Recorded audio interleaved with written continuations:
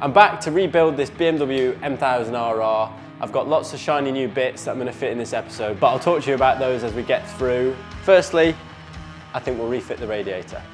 I'm now at the point in the build where I've been away for a week and I've now got to try and remember exactly where everything went, which is not easy. I was away at World Superbike for the weekend with my brother. A few people had seen on my Instagram story that I was doing this bike build, and Scott Redding was asking exactly what I've been doing. And when I told him, he just laughed at me and said, "This isn't a proper bike build." Well, Scott, this isn't just a bicycle like you ride, all right? There's more than a set of wheels, and this is enough of a bike build for me to make a mess of it, and enough for people to laugh at me. So, because of Scott's comments, I could have taken this bike to bits even more, but in all honesty, it's a very expensive bike.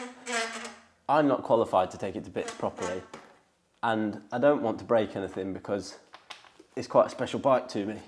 However, what I will do is I'll make a promise to everyone on this channel that step by step, I'm going to learn exactly how to take these bikes to bits and rebuild them. So the next bike I'm going to build will be slightly simpler, so I can learn exactly how these bikes go back together. Now, Macaulay did give me a tip. He said to use brake clean, I think, and a blunt screwdriver to get my radiator hoses back on. I don't actually have a blunt screwdriver as everything in this toolbox is brand new. So I'll just have to use a sharp screwdriver unless I can find anything else. So, brake clean. So I'm putting brake clean on there. I think the idea is that helps lube this pipe into position, which isn't easy. I think what I should be doing is actually fitting the radiator first and then connecting the pipes.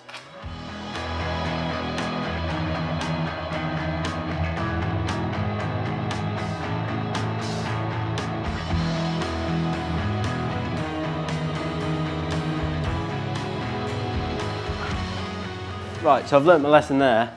You have to bolt the radiator on before you put the hoses on. So now I should hopefully be able to get these hoses on a bit easier. I'm going to put some brake clean on there to get this hose on. I know the importance of getting these hoses on correctly, as Cadwell Park, on the warm-up lap of the race, I had a massive moment and I didn't really understand why. I was nearly high-sided, and then someone came past me signalling, "Get off the track," and it was because this hose burst off. I don't really know why that hose burst off.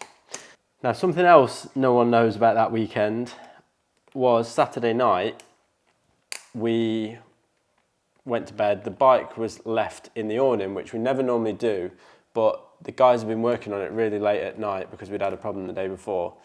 And because it was so late, they just thought, "Oh, stuff it, we'll leave it in the awning tonight. We're up early in the morning anyway." And the one night that they left it out, when we woke up in the morning, someone had been in and wound all my suspension settings completely off. Luckily for me, I had very good mechanics and they noticed, and because they check the suspension settings every time before you go out, and they noticed that all the clickers were completely wound out the other way. So we don't know who did that or why they did it. Because at that point we weren't even fighting for the championship, just someone messing with us in the paddock, so that was nice. This, I'm sure, should be far easier than I'm making it look.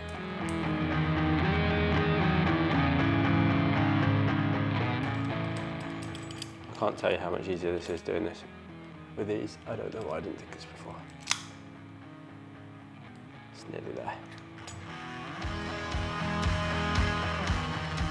Well, lesson learnt there. It's far easier putting those on with these than these. Last little bit is fitting these breather pipes, like so. It's amazing how much you can forget just not looking at it for a weekend.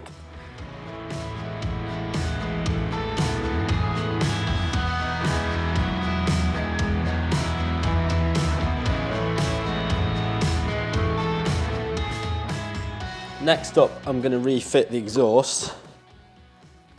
Now I've cleaned it, which isn't a very complicated job.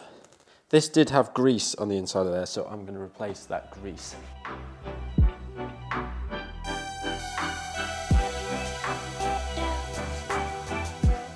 So, one of the first set of new goodies I've got is these GB Racing covers. Now, originally the bike I raced had GB Racing covers on it. They've just sent me some new ones to make it look extra special. So, I've got my cover here and I've got brand new bolts here, so I may as well use them. So they're nice and shiny and new. Now, these GB Racing covers come with instructions on how to fit them, and I think this is the easiest job on the bike that even I'm capable of doing competently. The cool thing with these covers, if you haven't used them before, is a lot of the time people use these covers on track, crash with them, and then leave them on there just because they're a bit scuffed. They don't actually know when they should replace them because there's no way of knowing how thin your cover has got after you've had a crash. The good thing with these covers is they actually have wear markers on the inside. If you can see those there, these holes. So it works a bit like a knee slider. So when this grinds down, there's a certain tolerance here, and once it's ground through that tolerance, you'll start to see the holes showing. If the holes are showing, then you know you need to replace it because the next crash, it will just go straight through to your engine. So a really handy, unique feature that only GB Racing covers have.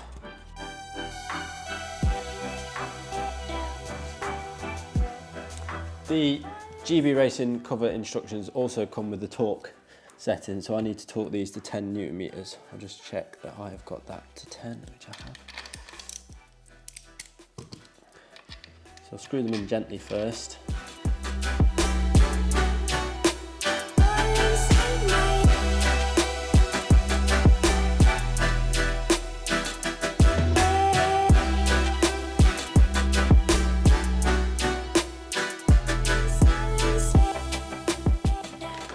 Now we're just going to repeat the process on this side.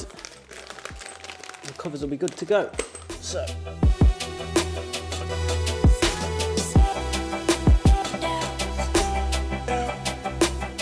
While I'm down here, I thought I'd fit the rear sets again. These are the Litec rear sets. I've taken these off and cleaned them. This is me just learning how to rebuild bikes together. I don't know which bolts I should be Loctite in and which ones I shouldn't. I saw that there was Loctite on these bolts, so I'm Loctiting them back in. Please feel free to correct anything I do in the comments. I've got half an idea how to ride bikes, but rebuilding them is not my forte. But there's no harm in trying. But I'm thoroughly enjoying learning how to rebuild bikes, and I'm going to do it step by step. Rome wasn't built in a day. You can't just become a professional mechanic overnight. And in all honesty, as I keep saying, learning to do it on a superbike like this is probably not the best option or the most cost effective. So I'll tackle a slightly cheaper project next time, and one that I'm more daring with.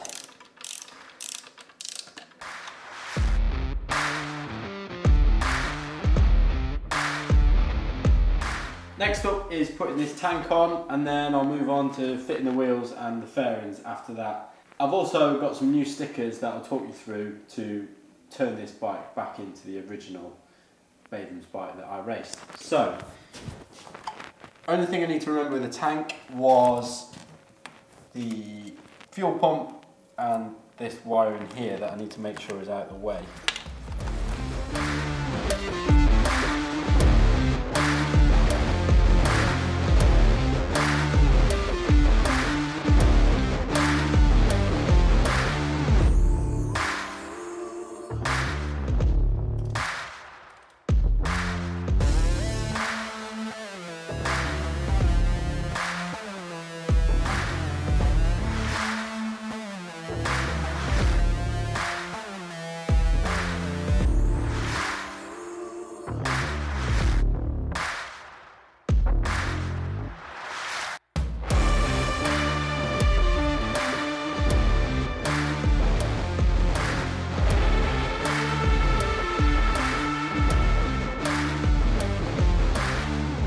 Coming together again now.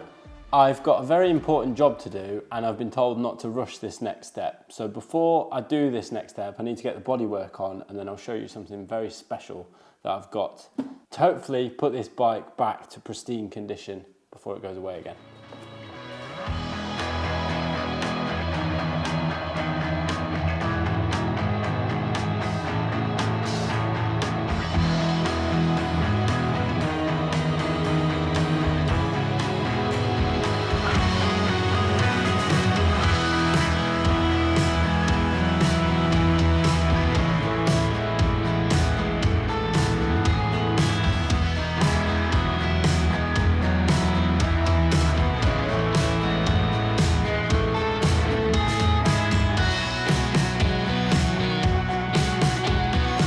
These finishing touches are really making it my own bike again now. The 77 on the front is the original one from 2021 with the blue number board, which was different on the bike when we got it.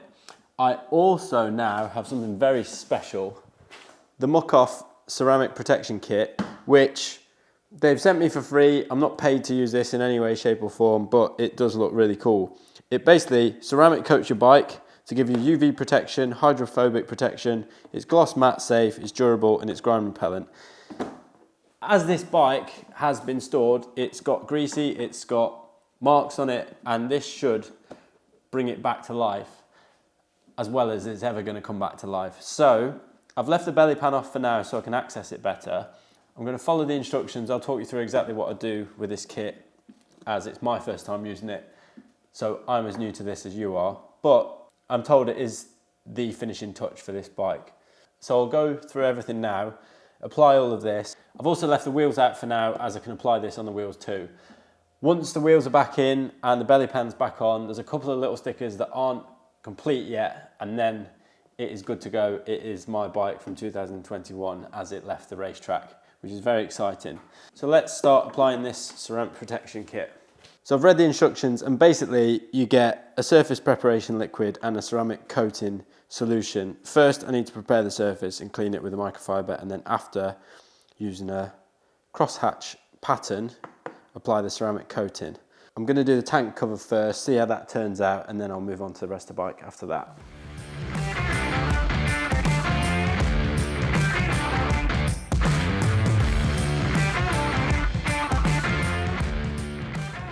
Okay, so I've prepped my surfaces and now I have to shake this for 10 seconds and then apply it. It says take your time.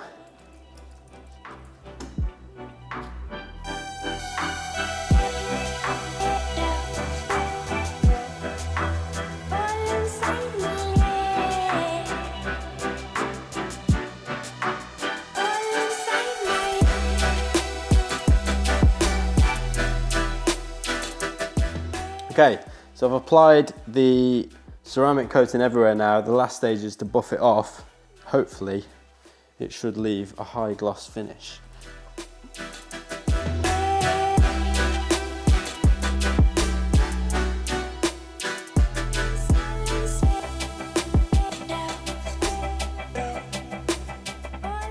It's the final day. I've got to fit the belly pan, the brake pads, the wheels, a few little stickers to make this bike my very own, and then it's time for the final reveal.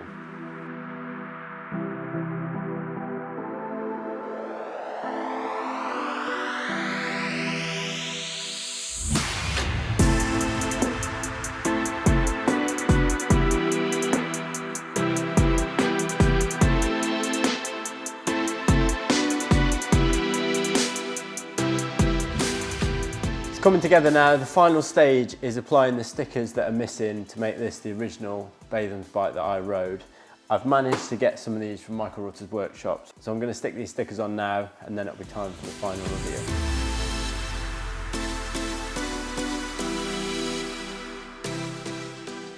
Oh, I never knew that. It doesn't actually match both sides because the fairing's different on this side. So this whole time, my bike never looked the same on both sides. So now I'm going to have to stick it on this gold bit.